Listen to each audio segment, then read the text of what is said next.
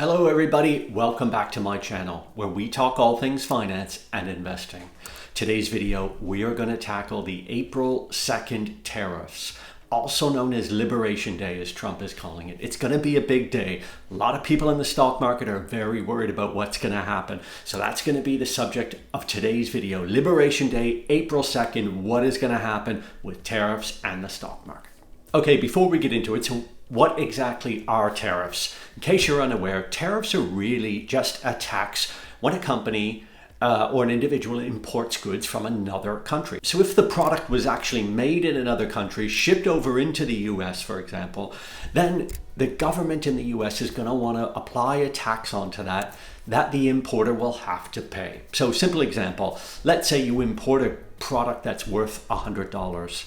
It comes into the border and then you have your tariff duty to be paid. And if the tariff rate is 25%, as is being talked about a lot right now from countries like China, Mexico, and Canada, if it's coming in at a 25% tariff, then of course the person importing it is now going to have to pay $125 to get that product into the US. Now, once they have the product into the US, they now need to get it onto the shelves, website, or however they distribute that product. But because their cost has gone up by 25%, in a lot of cases, they're going to want to try and pass off that 25% increase onto the end consumer who's purchasing the product. Now, some companies will try to absorb some of that 25%, but most probably will not or cannot absorb it. So they're going to try and pass it off to the consumer. So that means people like you and I would have to pay $125 or more, of course, for the product than we would have had to before April 2nd. So what's the whole reasoning behind putting tariffs on in the first place? Well, the main one obviously is to raise revenue. The government can use this as a way to just collect extra money by everything that's being shipped into the country themselves. So they see it as a cheap and easy way to pick up revenue and make money off of this. Another reason they do it, and I think this is one of Trump's main reasons for doing it, it can be used as a tool to protect domestic industries. If once upon a time all of these products were being made in the US and then sold in the US, then you don't have any tariffs to be paid. But obviously over the last 20 years, a lot of companies have offshored their manufacturing to places like China and Mexico, for example. And they've done so because they've had huge cost savings to their business by doing that. But by putting on a tariff like 25% or more, Trump is kind of forcing these companies to maybe reconsider re-onshoring their manufacturing to avoid paying these tariffs. So in a way, tariffs are used as a way to protect domestic industries themselves from outside competition where it can be done at a cheaper price. And that has led to a lot of job losses, some would say, out of the US into these other countries where the manufacturing actually takes place. Another reason I think Trump likes to use the tariffs is as a political negotiation tool. It's the ultimate leverage. He is in charge of the world's largest and wealthiest economy.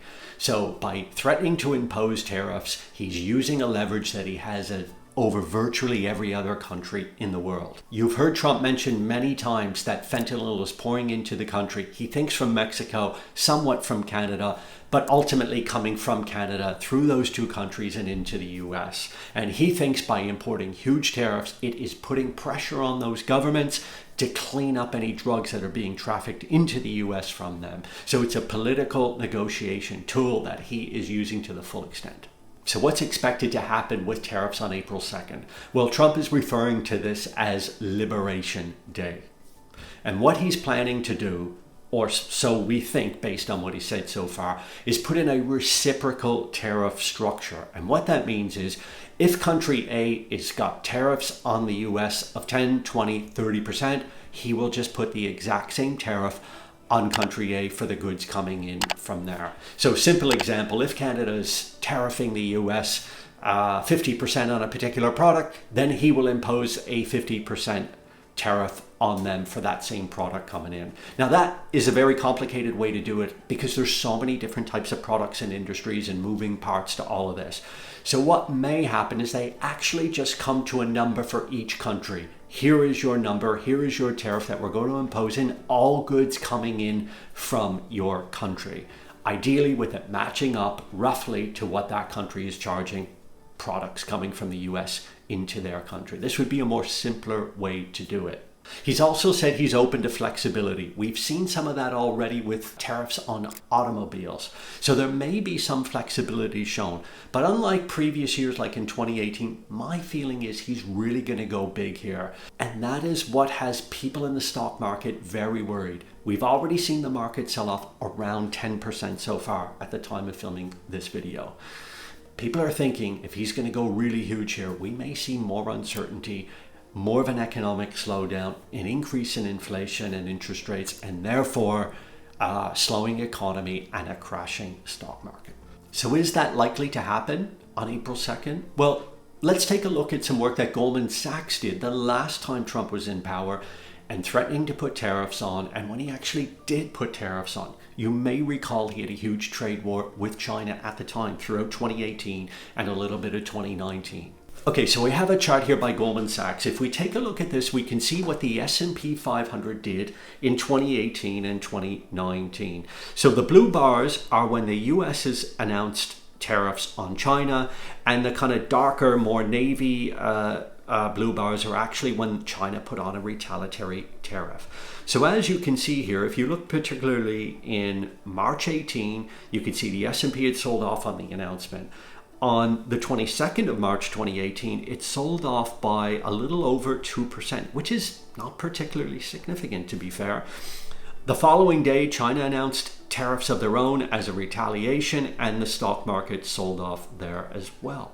Okay, but as you can see here, as we go through the year of 2018 into 2019, and all the way through to the far right side where you've got the cumulative impact on this, overall, all we really saw was sell-off around 5 to 6%, which is really not that much. In fact, we've already sold off around 10% just on anticipation of the tariff announcements. So far, this has been a much bigger deal. And the reason for that, I think, is because Trump has been talking much bigger numbers on many more countries as well.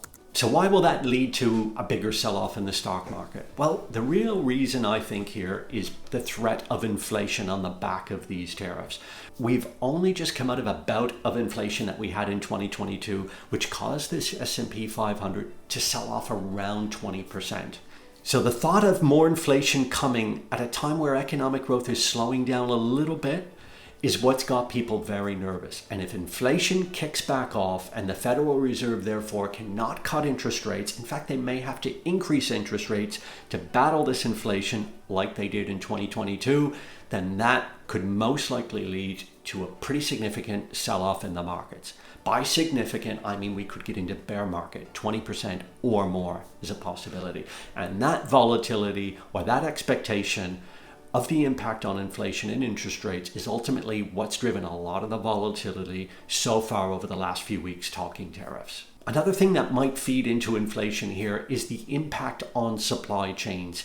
If companies now want to try and rejig their sort of supply chains out of one country because importing from that country is going to be a high tariff for them, so they need to look to another country with a lower tariff, then you may have some supply chain disruptions. And supply chain disruptions can lead to inflation. We certainly saw that coming out of the COVID epidemic. Of course, all of this as well can have an impact on consumer confidence and consumer behavior. The US economy is primarily driven by consumer purchases. And if they start tightening their belts a little bit, and some indications are we're already seeing a little bit of that, then you can expect that to have an impact on companies' earnings and therefore on the stock market itself. So everything we hear and see at the moment, all this uncertainty, CEOs certainly have it right now, which makes it hard for them to plan their businesses. It's all shaping up like we might see more volatility and a further sell-off on April 2nd. So what should you do, and should you be worried? Well, if we think about what happened last time in 2018, where the markets did sell off a little bit, we also know that in 2019, the markets were up an awful lot that year. Why? Because they started to come to agreement. Nobody likes having these tariffs on, and that has helped bring people to the negotiating table. So while we may see some short-term volatility, I wouldn't be surprised if we do. If you think in sort of 6, 9, 12, even 18 months, hopefully a lot of this will have passed. They'll come to some negotiations and agreements, and we can just move on in more agreed kind of certain times based on tariffs that they agree on. Now I want to show you a chart here that Morningstar has brought up that really puts things in perspective when it comes to these tariffs or just short-term trends versus long-term trends in the stock market. So on this chart here, what you see here is a market crash timeline, growth of $1 and the US stock market's real peak values. This chart by Morningstar goes all the way back to 1870, if you can believe it. And look at all the different things that have happened, all the crises, wars, inflation, influenzas, all sorts of things that have gone on, Black Monday in 1987 as well. And they're all marked out here. But as you can see, the one thing that's consistent with this red line is the stock market going up through all this time. There has definitely been some painful periods in there. The lost decade, going from kind of 2001 or so right up to the global financial crisis in and around 2010. That's a long time. The inflationary bear market of the 70s. All sorts of areas there. Obviously the great crash and Great Depression of 1929 that went through in the 30s as well. But overall, the stock market has gone up by an awful lot. So what does that tell you? Basically, this says the importance of just staying invested for the long term and not worrying too much about the short-term movements and the short-term uncertainties like we're having right now with tariffs. If you stayed invested through the whole time in that chart, $1 in 1870 would be worth over $30,000 now. That's 30,000 times return for your money by ignoring all of this uncertainty and just staying invested. Remember, time in the market always beats timing the market. It is a very difficult thing to do, to time the market itself. So I wouldn't recommend you do that. I've seen many people lose a lot of money over my 20 years in the stock market watching them trying to time it. Sell now, come back later. It just doesn't work. So what you want to do is stay in the market, stay diversified, many different ETFs and index funds that track kind of global stocks, have a fixed income or a cash portion of your portfolio as well to help you sleep at night, whatever amount is going to make you more comfortable in doing that.